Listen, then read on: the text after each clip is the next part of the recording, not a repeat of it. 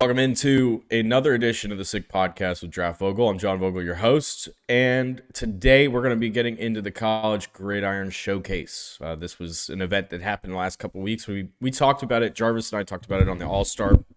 Whoa, almost lost my microphone there. We talked about it on the All-Star episode where we broke down the All-Star events and which ones are the best to go to, which ones are the best to handle. And the CGS is one of those that's been around for a while now and has provided an impact to the NFL, but not just there, the CFL and several other leagues. So we got Mike Rittelmann, the director of scouting, here joining us. But first, Shane, let's hit that intro. Let's get this thing rolling. Turn up your volume. Because you're about to listen to The Sick Podcast. With Draft Vogel. With the first pick in the 2021 NFL Draft. The first pick in the 2022 NFL Draft. With the first pick in the 2023 NFL Draft. The sickest NFL Draft show. It's gonna be sick. And as all the shows are on the Sick Podcast Network, we are presented by DraftKings. Download the DraftKings Sportsbook app. Use DraftKings code SICKSPORTS to get $200 in bonus bets instantly when you bet just $5 on any NFL bet. We've got playoff games. It's playoff time in the NFL. So make sure that you go ahead. If you're not already on DraftKings, get on there, take advantage of this offer, and because the crown is yours. Mark Jarvis will be hosting here with me today. Mark, how are we doing, dude? Doing pretty good, man. Awesome. And so it's another. Last week we were talking about the Hula Bowl, and we were really excited about the measurements and everything that came out, and we got measurements again. And this time we got a director of scouting to join us. Mr. Mike Rittelmann will also be on, the director of scouting for the College Gridiron Showcase. And Mike, I appreciate the time. How are you doing? I'm doing well. Thanks for having me on, fellas. Absolutely. It was a no-brainer as soon as we were talking about the measurements, we were talking about the event and all that. And no-brainer to get you on here. You're a really well-connected dude. You've been around the ACFA for a while, and you've been doing this. But so tell us a little bit about the Gridiron Showcase and what the history of it. I suppose would be probably a good place to start. Yeah, absolutely. Love talking about CGS, and so first and foremost, Jose Jefferson and Craig Red, who are the two co-founders, have created something very special. This was year 10 for the event in Fort Worth, Texas.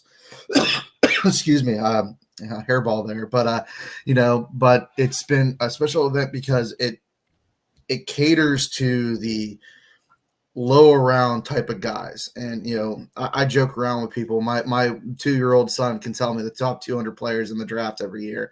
Those are the guys that are going to the Shrine, the Senior Bowl, and everything like that. But I saw a stat a couple weeks ago that NFL rosters are 30% of their rosters are comprised of like 5th through 7th round undrafted free agent type of guys. And that's our niche market for CGS. And, we cater to the NFL, we cater to the CFL, the UFL, is that the new league name now? Mm-hmm. Yep, that's it. Saying that correct? Okay. And then the IFL, and then arena leagues and all that. So we want to cater to all the professional leagues and give these guys an opportunity to showcase their talent. How I got started was as an intern. Oh man, you're dating me back here. Let's say 7 years ago, I started as an intern. I was running around. We have scout runners now. That was me. I was running around getting players for teams, and I was a coaching assistant on the field and loving life. And a couple of years later, Craig and Jose, said gave me more and more responsibilities, and now they gave me this fancy title of director of scouting. But no, it's been awesome. Just to be able to be in communications with college programs around the country, and the FBS programs, the FCS programs, D2, D3, NAIA, even the Canadian leagues, the Canadian colleges up in Canada. I mean, Theo Bennett is a freak at offensive tackle for British Columbia. Shout out to their staff. I saw them at AFCA. They were awesome. So being able to communicate and then communicate with the NFL teams, the CFL teams, all these other leagues. I mean, it's been an awesome experience all in its own. Jarvis? Yeah, I wanted to kind of ask about that because, like you said, you communicate with all of these teams, you Yep. communicate with all these different college programs. How much does that influence you guys decide to invite? And then just in general, kind of, like you said, you guys get more of that niche, later round Yeah. UDFA type of player that you might not necessarily know who they are going into the event, and then you look and 4 months later, it's like, hey, that guy's on a 90 man. Oh, hey, Yeah. he made a practice squad. How do you Yeah. kind of go into figuring out, who you guys want to invite? It's a lot of hard work, Mark. I mean, that's a great question. A perfect example of that is Gunnar Olszewski, who's a CGS alum. He came to the event as a DB. He was an all-conference DB at Bemidji State. Was actually a baseball player there too. He was a catcher, and then made the transition to wide receiver with the Patriots. Became a All-Pro kick returner, punt returner. Had a little rough go in my hometown, Pittsburgh, but I still love Gunnar. Awesome dude, but now he caught on with the Giants. But now it's like kind of those finding those key factors, those key trait factors, and also with our scouting team, our partnership with Tracking Football is phenomenal. Getting that data, analytical data of the background of the athlete itself. My goodness, I mean, Mark and his team do a tremendous job with that. So really doing your homework, talking to the right people, talking to the coaches, talking to the teams that might be interested in them, even talking to the agents. Agents play a huge part in the all-star game process because they put guys on the radar for us sometimes, and, just talking with them, getting that information. So again, a lot of input goes into an invite with us. Gotcha. And you mentioned Tracking Football, and that's another thing I was curious about because you kind of mentioned, Gunnar had a varied background. A lot of these guys you see, they kind of come up and surprise you. They have that varied sports background. Particularly, a lot of those guys have track backgrounds, right? And so having something like Tracking Football, you can kind of go, hey, right there, if I know this guy's running a sub 11 100-meter dash, hey, he's pretty fast for our level. So how much does that Absolutely. influence your guys going through and Well, just talking about these players? yeah, no, I mean, any good information is great information, in my opinion. So because Tracking Football, what they do, they look at the whole athletic background. So if he was a wrestler, a basketball player, a baseball player, of course track, but that we kind of put that all together in our decision making process. And again, if we bring in 250 to 300 kids a year, of good quality athletes that professional teams want to see, we better be doing our due diligence to bring those guys in. So Tracking Football and these other partnerships that you have, they help you through the entire process, not just the week of, right? Yeah. So that's Yeah. what it's kind of sounding like. Absolutely. Mark and his team do a tremendous job. Like we'll have our scouting meetings throughout the year, the off season. What we usually do is we'll put our board together starting in late July, early August, and that's a huge board per se because you're looking at all divisions of football, and kind of we'll figure out that first round of invites in early October. Okay, we'll start sending them out, and then mid-October, late October, going into November, our board's starting to formulate. Okay, and it's a process in itself. And again, you're looking at all divisions. I mean, FBS, FCS, those are kind of the two most prominent ones. D2, D3, a lot of talent there, and then NAIA, and then the Canadian leagues as well. So I mean, it's a process to build, but it's a fun process in my mind because let's face it, football is my passion, and it's been an awesome road to travel on. So you talked about talking with scouts, talking with coaches, talking with agents, and so I don't know if you mentioned it in the opening break, but before we start recording, you go to a lot of ACFA conventions. Yeah, I was just at AFCA. I work with a company called Sports Connect. That's my day job. Everything that's great. And then a lot of those coaches know me as Mike from CGS. So it's a great mesh to build. And I was at AFCA with my company Stack Sports. I work on with Sports Connect. Phenomenal event. If you haven't been to it, I highly recommend. It's just the sheer number of college, high school, coaches, personnel, all in one place. And Nashville is a great place because I was in Nashville in August for the personnel symposium. I went with Tracking Football, support them, and it was, my goodness, that was a fun time in itself. So, getting out to these events, networking, I always tell, people trying to go into the industry, network, just be yourself, being able to talk to as many people as you possibly can, will not trying to sound like, you're above them or anything like that. I love talking. The game of football has brought me so much, and I love talking about it. So being able to network on a daily basis, with everyone again, from the NAIA, the high school, all the way up to the FBS level, and pro levels, has been phenomenal for me.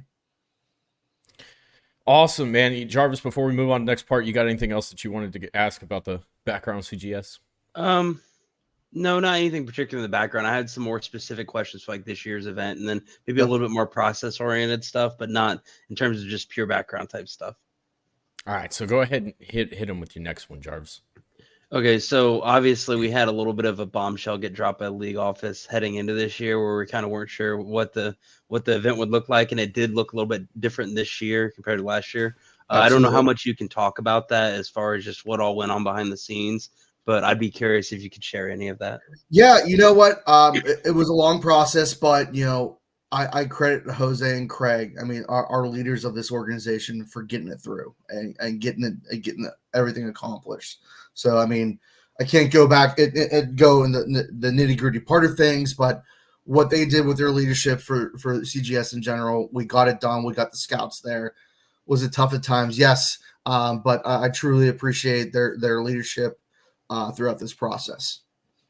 Gotcha. And could you expand on maybe just how the event looked different this year compared to years past in terms of length? And we had a game. We had a game this year. Usually it was an OTA style format. We had a game. It was a little bit shorter this year. We have some ideas going into next year, but again, it was still fluid, the quick process. A lot of reps. The guys in practice. If one guy said they didn't get a rep, then I'm not sure what happened then, because we had 4 quadrants for one-on-one pass rush inside it, like in the one-on-one run game, and guys would rotate. The offensive line would stay, but you're getting a different look at different defensive linemen, and it was a quick process, and the teams loved it too, because they could sit in the middle and they can watch all this happening, and they can go to one quadrant to another, not walking across the field trying to look at the guy. And I mean, it was, we were quick, efficient, and we got the reps done. In 10 years experience putting this together for these types of guys, I'm sure that there's a lot of feedback that you get every year from scouts. Absolutely. From people. So, when you talk about the ideas for next year, was there a reason that the CGS had stayed with the OTA style format as long as it did? And is that something that you're going to continue to do in the future? Yeah, we're going to talk about it. Again, we just want to make sure we're, with protocol for, having the game and everything with the NFL and everything, but like that. But we'll definitely have, discussions on, what we can improve on, what more exciting things we can add to CGS, and then so on and so forth. I mean, yeah, you're correct. We get, tips every year after the event, and then we all, as a staff, we just want to kind of decompress after that next couple weeks, kind of self-evaluate for the event from your perspective, and then we'll all come together in the next month or two and say, okay, what are your thoughts? What did you see? And get that kind of different perspective from the staff internally, and then we'll go from there. But, 10 years is a long time for an all-star event running efficiently like how CGS has, and I'm excited for what's on the horizon for it. The last thing that I want to ask you about with, the background and stuff was, absolutely. I wasn't there in 2021, but I was working with your media partner at the time. Rest in peace. That was a crazy network, wasn't it?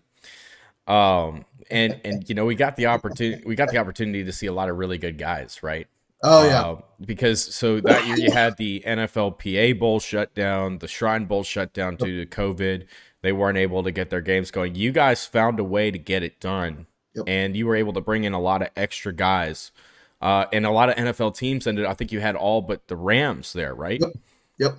So when you look at how that year sort of in the long grand scheme of things, was that the year that really helped keep this thing running and brought it to the level of prominence where it's at now? I think with COVID in general, no one knew what a path it would create. And, so the talent we got from that specific event was, exciting. We had Nate I remember Hobbs. Quinn Miners was there. I mean, like, Oh, Quinn actually got invited to the Senior Bowl a week or two before, and which was awesome. So we did initially invite him. He had accepted, but then he got invited to the Senior Bowl, and then we were pumped for Quinn. So we were like, yes. And I talked to him, and I said, go do your thing in Mobile, and look what he's doing now. And we had Nate Hobbs, we had Derek Forrest, who's now the starting safety with the Commanders. Zach Davidson, who was a 5th-round pick with the Vikings. I'm trying to think who else. Jake Funk with the Rams, the Rams reference. Jerry Jacobs with the Lions. Jerry Jacobs, who I still can't figure out why he ended up as an undrafted free agent, but my man can ball out. But no, a ton of talent. I wouldn't say that put us on the map because of just our reputation in general. Before that, we provided good quality players, but that did help us that year. We with the talent we brought in, and again, Craig and Jose have done a tremendous job of bringing talent to the event and making it scout friendly. With having scout runners, bringing the players to the scouts, so they're not chasing them around. Just a bunch of other qualities too. So I mean, that definitely on the chart made us go up even more. But I think with our reputation in general, just hey, we bring quality talent, we host a quality event. I think that's helped us in the long run. And that's one thing I've heard consistently about your event is the fact that the interview process is so good for scouts to work to get the access to the guys. And it's just it's smooth, it's efficient. So congrats to you guys on all that, because Thank you. I've heard nothing but good stuff. Oh, thank you. It's a lot of hard work. When you look at this year's event, some guys that stood out. Jarvis, I know that you got a few guys.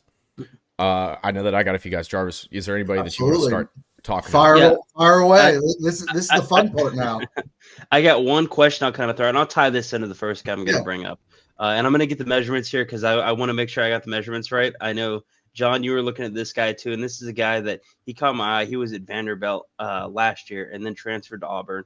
But big dude, Elijah McAllister. Yep, Elijah, great kid, man. Great kid.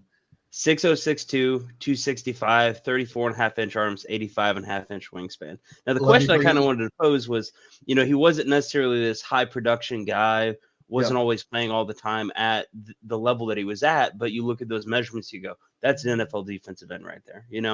How do you kind of figure out inviting a guy like that who maybe is at a higher level, who hasn't gotten that type of exposure, versus a guy who's maybe like an FCS All-American who maybe doesn't have those measurables? And then if you wanted to just expand on just Elijah in general, I mean, that's a pretty freaky body type, and overall, like you said, he's a good dude. So. Well, I think first and foremost is you have to have talks with your scouting team. Okay. Again, everyone has to be on the same page. There's going to be tough decisions made, regardless of making a roster for an all-star event. Let's not get that past that point.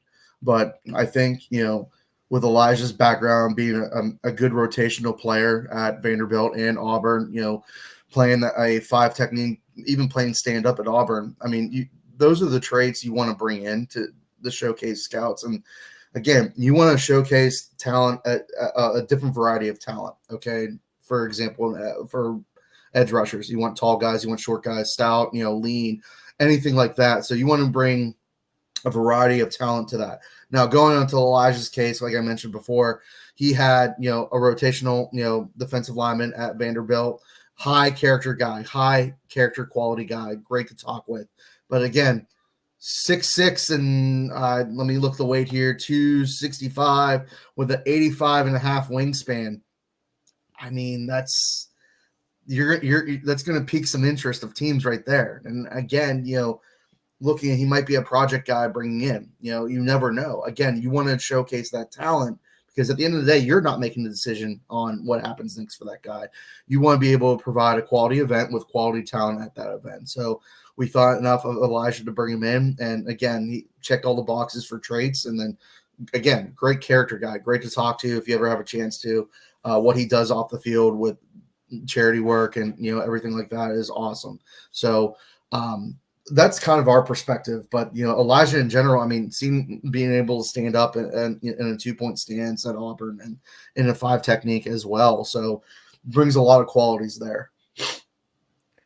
Is there like when you as a scouting department, when you look at players, I'm going to use Real Mitchell as an example because Real was a guy that I watched play quarterback at Temple. Yep. Before he goes to San Diego, and now he's trying out at wide receiver. Yep. Is that part of your process? Is that something that you guys are evaluating yourself, or are you bouncing that off with scouts and trying to figure out what they want to see? It's you never want to be caught in a box like this. You want to get you want to get perspective from everyone, and Real's background, and then also a fun background learned from his agent, the American Gladiators Netflix documentary.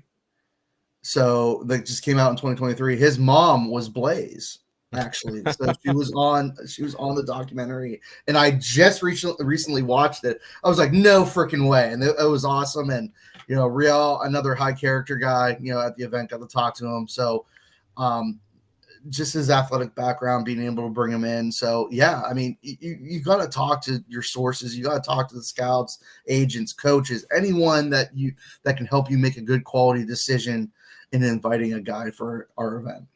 And the other thing to add on to that, do you ever sit there and look at your roster sometimes and certain guys that you guys bring in and sit there and go, how did we get them and not somebody else? Do you ever do that? Sometimes, yeah.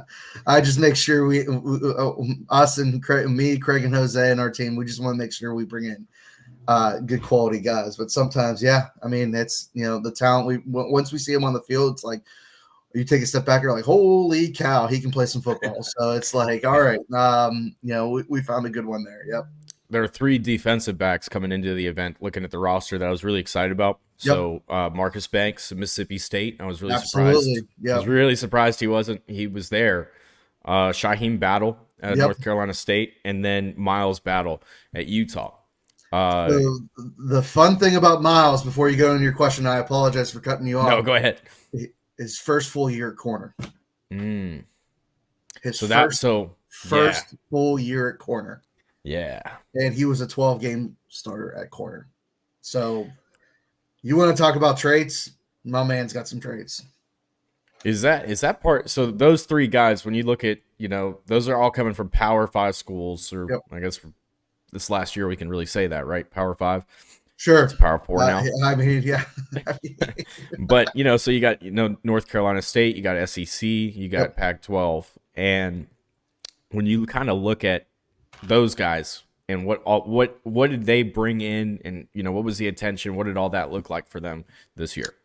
I think, the quality of experience they've had on the playing field, all 3 of them, and even Miles. I mean, he played, the first game of the year playing at corner, you're going against Florida.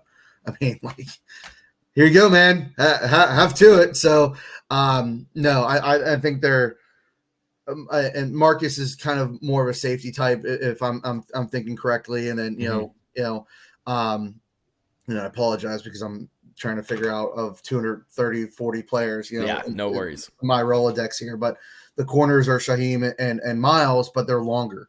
And, the experience they've had, and we're looking at the new age of NFL now. You want corners who are long and tall. And I think Shaheem was at 6'1", 184. I'm not even looking at my screen. And then Battle was 6'3", 2 something. Yeah, 6'3", 201. Right on. Oh, wow. Okay. All right. Yeah, look at you. I can remember that, but I can't remember to take the trash out. So, I'm not even looking at my screen here. So, I think the length of the corners, it is exciting because if I had a 6'3" corner, I'd be happy as all get out. But, having that, and then Marcus is just a instinctive football player who can just flat out play ball. And, I think at the end of the day, teams are going to look at him and it's like, all right, yeah, this guy can play. So, yeah, I think all 3 of them, just their experience alone playing at a high level competition, I think that's a kudos to them. John, I've got a couple here I'm going to throw in. First off, Mike, can you explain to my wife how we can remember these measurements but not the trash? I got to have some backup in that conversation. Mark, I wish I could, man. I wish I could. I wish I could. John mentioned Real Mitchell, a Yep. guy switching positions, right? Yep. Last year, you guys had Braxton Burmeister switching Yep. quarterback to wide Yep. receiver, right? So, Yep. what all goes into these types of position switches when you're kind of projecting them to your game? And then also, are there any guys that kind of really stand out to you this year in that type of role of guy who switched positions and look pretty good at your event? Yeah, I mean, it's all up to the player. I mean, we're not, because at the end of the day, their decision is going to affect them how their trajectory of their career starts off. I mean, if they want to try out, receiver, say they're a running back, they want to try receiver, or vice versa, anything like that. A couple of years ago, I think it was my first or second year at CGS, we had Tyrone Swoops at the event, and we all know Tyrone from being the 5-star Texas quarterback. He came to our event, and that was the first time he was playing tight end, and he had a career with the Seahawks and everything like that. So, again, it comes down to the players as that. And then one that I want to highlight, actually, Mark, is Colson Yankoff from UCLA. Kind of a do it all, everything type of guy, because he was a quarterback at Washington, then transferred to UCLA. Got some carries at running back, got some catches as, receiver, tight end type of body. I think he came in at 6'0", 230, 9.5 inch hands, 31 1/8 arms, and 78 3/4 wingspan. So I mean, those are some nice traits right there for measurements. But again, that's the type of guy that can be your Swiss Army knife of different avenues where he can play at the next level. There's another one. I see your Mormon missile. I raise you with a Bruin bruiser. Sorry, go ahead, Mark. I was gonna say there's a guy that, and I'll tie this into a question kind of about COVID. There's a guy that I've been tracking for a couple of years, a little bit undersized, coming out of Pittsburgh, defensive tackle. You probably know the names popping off your top of your David head. Green. David Green, man. That's my guy. My guy. Yep. Pittsburgh's had a lot of these guys come out, right? Maybe they're right at 6 foot, maybe a little bit under, maybe in the 280s, maybe not the longest guys, but these guys that keep coming out of Pitt at defensive tackle, they can move, right? That's kind of their niche, right? Yep. And so, one, just thoughts on David Green, because I thought he was a very interesting guy when I watched him a couple years ago. I thought maybe a PFA caliber guy, a guy who just had that kind of instant juice as a pass rusher you don't usually see for a lot of these defensive tackles at college level. And then also, I know David Green went back to school. And so it was a longer process to get him to your game. How much has COVID impacted your guys' process overall?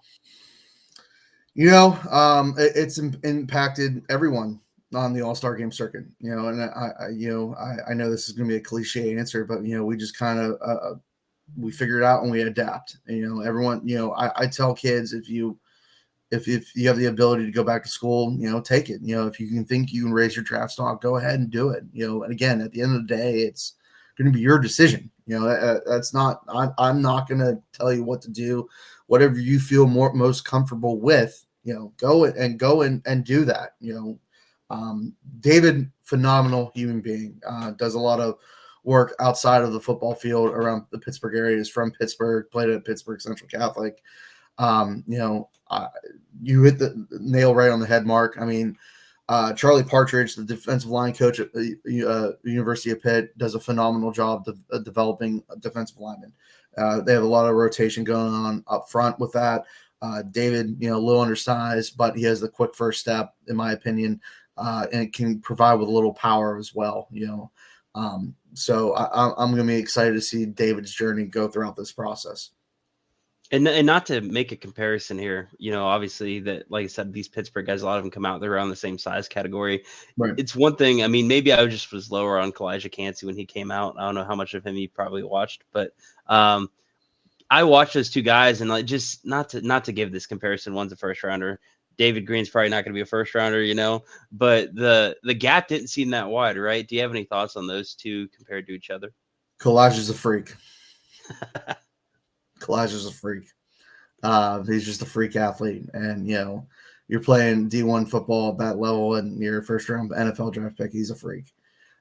David, a very good football player, but Kalijah's on a different level. And, David is, whatever he puts his mind to it, he's going to have a good career regardless on or off the field. But Kalijah can play some football, man. He's a freak. So hopefully that answered your question. He's had a good year with the Yeah. Buccaneers. So, Yeah. he was a guy I liked Kansas a lot there for a couple years watching him. He was amazing. Jarvis, you got anybody else that you want to ask about? I've got one more player. Yeah, I've got one more I want to throw out here. And again, this is a guy I've kind of had my eye on a little bit. Christian Duffy from Kansas State was Love really, him. really surprised Love he didn't him. get like maybe a shrine or something a little bit higher up like a hula, because I was like, dang, this guy is just really he's a 3-year starter at Kansas State, offensive tackle, but he probably has a guard body. Like there's just so much to his game where you go, wow, this guy is long, he's physical. How excited were you guys to get him? And then I was jumping for joy, Mark, to be quite honest for you. I was jumping for joy. Being a O-line, D-line guy with coaching background, I was jumping for joy because I think the crazy thing is I saw he was like a consecutive 48-game starter. You don't see that often. Christian Duffy can play some football, man. Can get after in the run game. I thought his pass pro, was, efficient. His mechanics were there. So I was very, very excited to answer your question. So I was happy to get Christian Duffy, and he did not disappoint either. So I liked him a lot. And I'll throw a kind of a tie-on question to that too, and that's just how much do you guys value that experience? How much do you value guys who are those, 30, 40 game starters? From the offensive line perspective, yes, because again, you're getting that experience, and everyone's always talking about, okay, you need to develop offensive line. We need to figure out a way to develop offensive linemen. I mean, the guy's played 45 career starts, consecutive starts. I mean, that's a feather in that guy's cap, and being able to do that, that's phenomenal. I mean, from the offensive line position, he's played tackle, he started tackle, and then he does have guard qualities to him. So we'll see what happens. But I mean, my goodness, like to get a guy like that, I was jumping around in my house yelling, yes, we got him. So yeah. One guy that popped to me on the roster in quarterback is normally the highlight of the discussion, right? Yeah. And we haven't even talked about him yet. So that says something about how good this event is, right? We can't even talk about the quarterbacks. Yeah. So, but Theo Day was a guy that, I was really interested in coming into the year at Northern Iowa, transfer from Michigan State. Yep. You guys got the opportunity to bring him in. I mean, he measured in pretty darn well. Yep. Absolutely. 6'5". I gotta look again. 231. 6'5", 241. I was 10 pounds off. All right. Almost 10-inch hands. So, all the good measurables that you want in a quarterback. And so my question is a two-part, is what was the, the sort of consensus around Day, not just in your room, but what you heard from the event? And then the other question is there somebody, maybe a couple guys that we haven't mentioned yet that you think should be mentioned? How much time do you have left? Oh, as long as you want to go, man. I know he said a half an hour, but hey, we're talking CGS now. So yeah. So, starting off with Theo Day, big, strong quarterback, his experience at Michigan State. I thought he had a live arm, strong arm, great kid as well. Had the experience and, playing at Northern Iowa, which is a fantastic program at the FCS level too. And they have talent abodes there. Just the ability to play, high-level competition in Michigan State, then Northern Iowa, you saw the traits there, being able to stay in the pocket, make the tough throws, and then with that strong arm as well. Now, guys who have also stood out at CGS, let me bring up my list here since you're giving me the floor. I thought Cade Peterson, quarterback from Grand Valley State, performed well. Rocky Lombardi, Northern Illinois, is a quarterback there. Going down, talking about the O-line, you want to talk about a freak, in my opinion, is Taheen Cobb at Bemidji State. He's a Gene Upshaw Award finalist, which goes to the top offensive line. I think defensive line. I think offensive line at the lower levels. Just reading you his stat line: 6'0", 287, a little undersized, 10 1/4 hands, 34-inch arms, 81 wingspan. What is Bemidji State's nutrition program look like? That would be my first question. Can we fill this frame in a little bit here, guys? But the kid can play. He's a 4-time All-American, so I like the kid can play.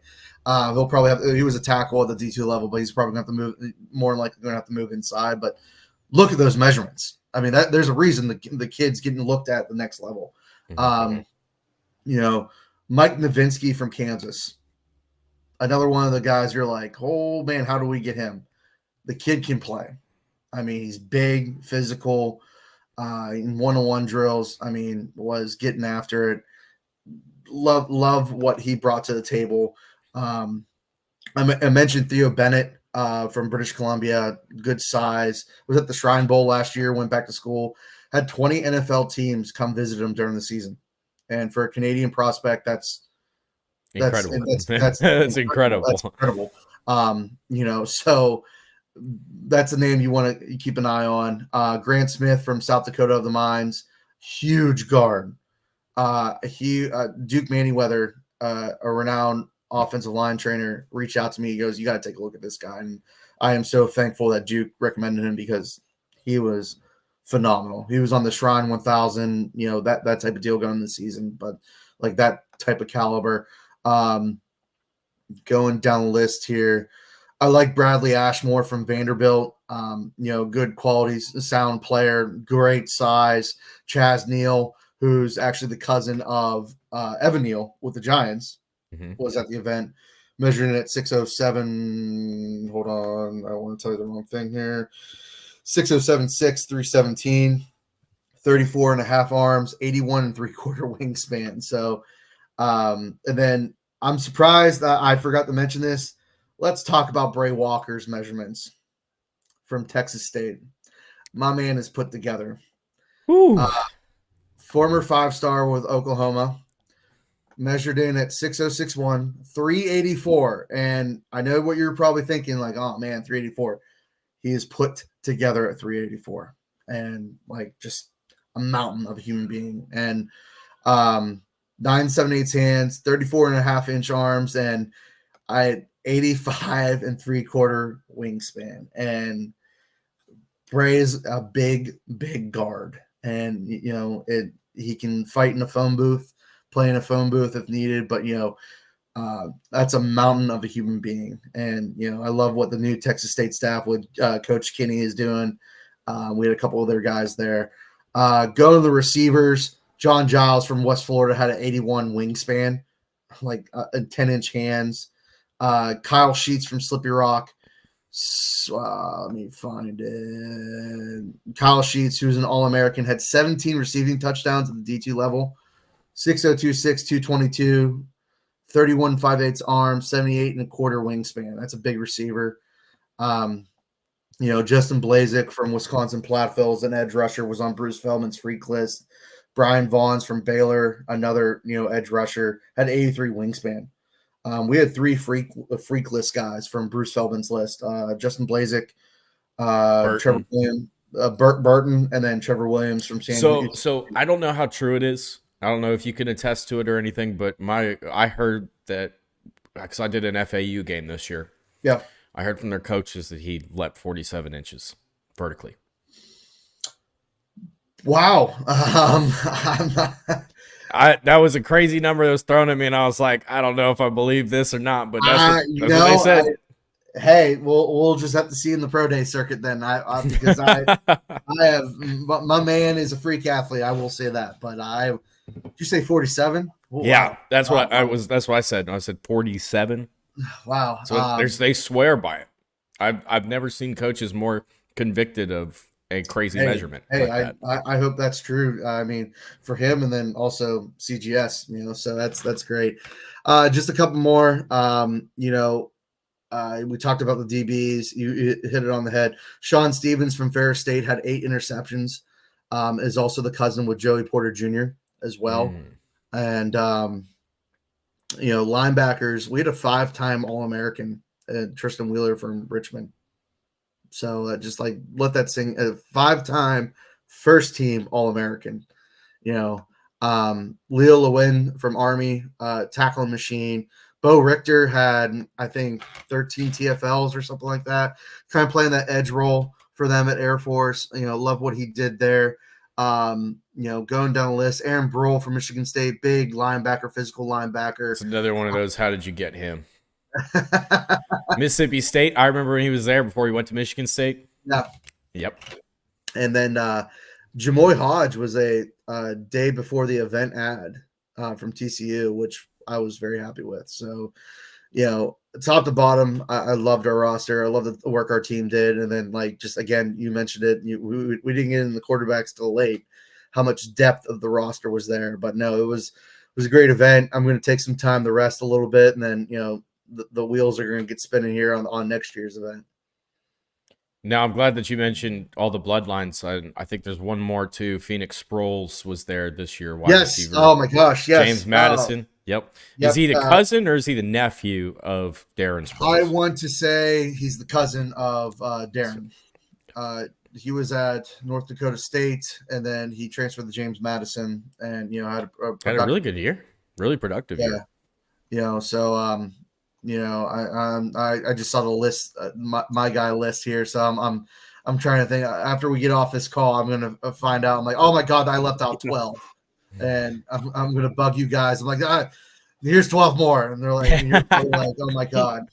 Hey, we'll just start the group chat now. Let's just get it going. Let's just start rolling. 15 more, 15 more. Like, Mike, it's 2 a.m. I know. But no, I really appreciate you guys having me on today to talk about CGS, the great event that Jose Jefferson and Craig Red have created, and I'm blessed to be a part of. And like I said, we're all going to try to get some rest. And someone was asking me, "Are you going to do any more traveling?" I'm like, "No, I'm going to be staying home for a while." So I'm going to enjoy it with my family. Absolutely, and thank you so much, Mike, for coming on with us. Thank Appreciate you it tremendously. Where can people find your work, and where can people keep up with the CGS? Yeah, CGS is on Twitter at CGS All Star, and then on Instagram and Facebook, and I'm on all those as well. You can find me at Mike Ritt CGS on Twitter, or X, whatever you call it now, and then at Mike Rittelmann on Instagram. Would love to connect with everyone. Love talking ball, and then, like I said, you guys are more than welcome to come down to CGS next year. Love having media down there, and then we'll get the process here going here soon. Hey, we got to have a talk with Sammy and AC about that, don't we, Mark? Yeah. Thanks a lot, Mike. Yeah, we appreciate you tremendously, and we'll definitely keep in touch. Absolutely. Hey, thanks again, guys. Have a good one. Mike Rittelmann and Mark. It's a really great event that they do down there in Fort Worth. You got any final comments or anything that you want to get into? I'm just so excited he gave us that list. Because obviously you have so many guys at the game. It's a lot of guys to go through. And then he just kind of lays them out like that. Hey, here's 20 guys that you really need to know from the event who really stood out. And it makes our job a little bit easier if we're going to go back and say, who should we be looking at? Because obviously some guys, they might not necessarily, maybe I don't know what percentage it would be, but some guys aren't going to make it. But whatever you can do to kind of shorten that list and go, okay, here's who NFL scouts are going to be hearing about, who they're probably going to be focusing on, that sort of thing. I think that helps a lot. And two, I just love getting to pick Mike's brain. Obviously, trying to direct an all-star game is a big, big task. And so trying to take those little things of, hey, what are you looking for in terms of the data in terms of like tracking football, for instance? It's a huge, huge asset for all these all-star games because they don't have those verified measurements, right? Like some of them, you might have the height, weight, or something like that, but you might not necessarily have, hey, this guy's going to run 4.4. This guy's going to run 4.5. Stuff like the tracking football kind of gives you an idea into what type of athlete you're bringing. Absolutely. Well, guys, this has been another episode of the Sick Podcast with Draft Vogel. For Mark Jarvis, I'm John Vogel, and we're going to go ahead and take it out of here. Shane, wrap us up.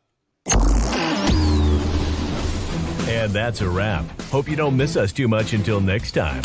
Follow the Sick Podcast with Draft Vogel on YouTube, Instagram, Facebook, Google Play, and Apple Podcasts.